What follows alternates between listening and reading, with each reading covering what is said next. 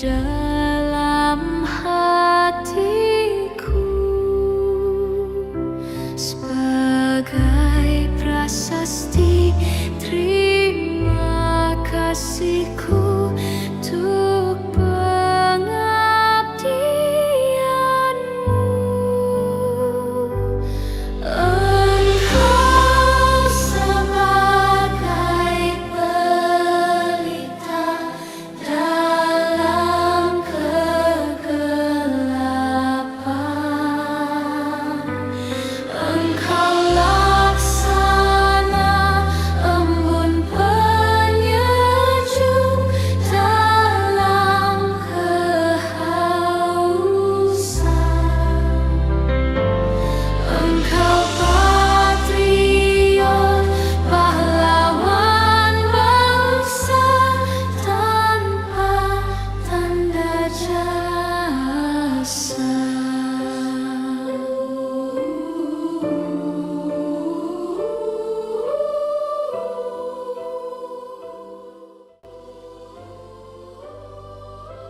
Assalamualaikum warahmatullahi wabarakatuh. Salam damai, salam sejahtera bagi kita sekalian. Om Swastiastu, Namo Buddhaya, salam kebajikan, Rahayu. Para peserta Hari Pendidikan Nasional 2 Mei tahun 2026 yang kami banggakan, kami sayangi, kami apresiasi.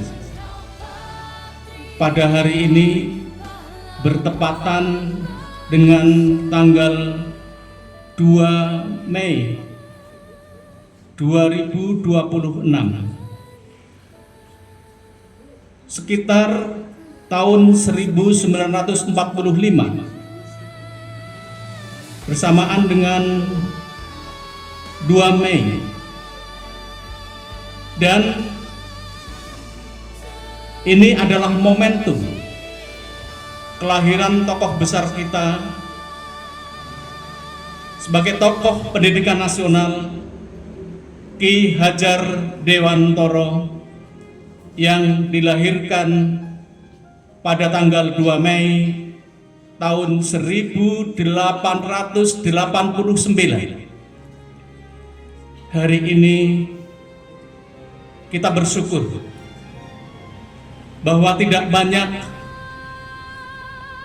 yang bisa melaksanakan sebagian dari kewajiban kita sebagai warga negara yang baik, sebagai pelajar yang baik, untuk mewarisi nilai-nilai luhur perjuangan para pendahulu kita. Apalagi ini adalah perjuangan di kancah di bidang pendidikan nasional yang telah digagas, dirintis, diperjuangkan oleh Ki Suwardi Suryaningrat, nama asli dari Ki Hajar Dewantara yang terlahir di Yogyakarta. Kita sama-sama hari ini bisa merdeka, alam pikiran kita bisa berbahagia, sentosa, karena kita mengenyam pendidikan dan kita dicerahkan melalui pendidikan. Sekali lagi kita bersyukur atas nikmat karunia yang besar yang dianugerahkan kepada tanah air kita, bangsa kita, negara kesatuan Republik Indonesia. Kita punya tokoh yang hingga saat ini namanya masih diabadikan sebagai simbol lambang di Kementerian Pendidikan dan Kebudayaan, pendidikan dasar dan menengah, juga termasuk pendidikan tinggi, riset dan teknologi. Berupa filosofi ajaran Ki Hadjar Dewantara yang sangat masyhur, ing ngarsa sung tulodo, ing madya mangun karsa, tut wuri handayani.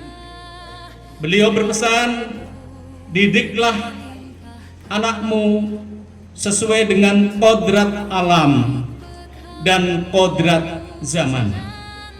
Anak-anakku yang berbahagia, ini sejalan dengan yang disampaikan oleh Sayyidina Ali bin Abi Thalib. Didiklah anak-anakmu sesuai dengan alam dan zamannya, karena kamu tidak hidup di zaman mereka.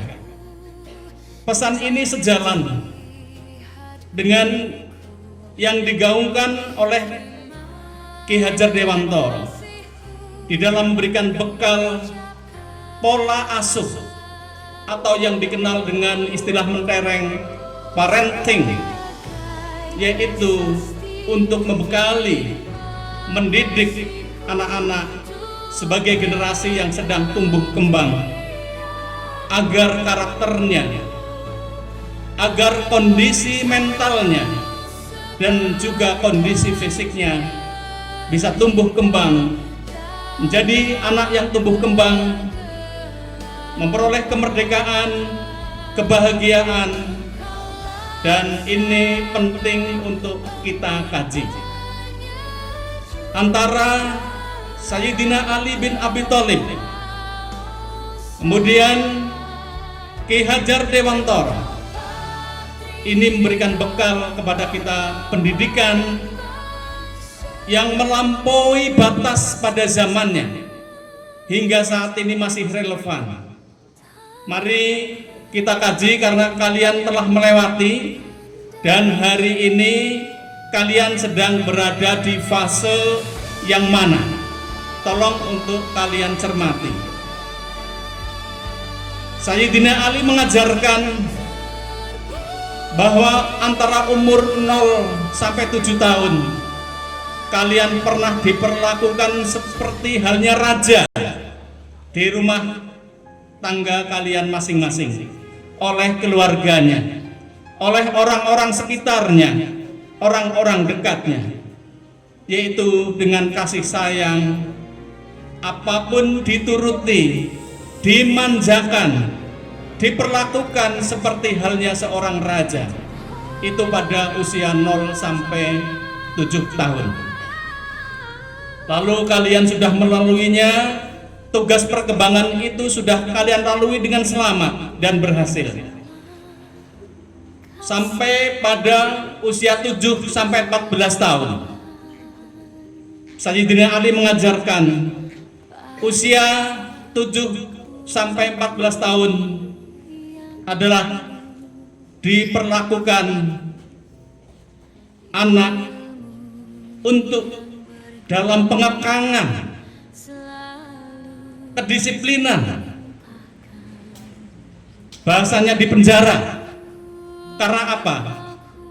Di usia itu nilai-nilai ditanamkan, disiplin ditanamkan, sholat ditanamkan, adab, etika, tata krama, sopan santun ditanamkan.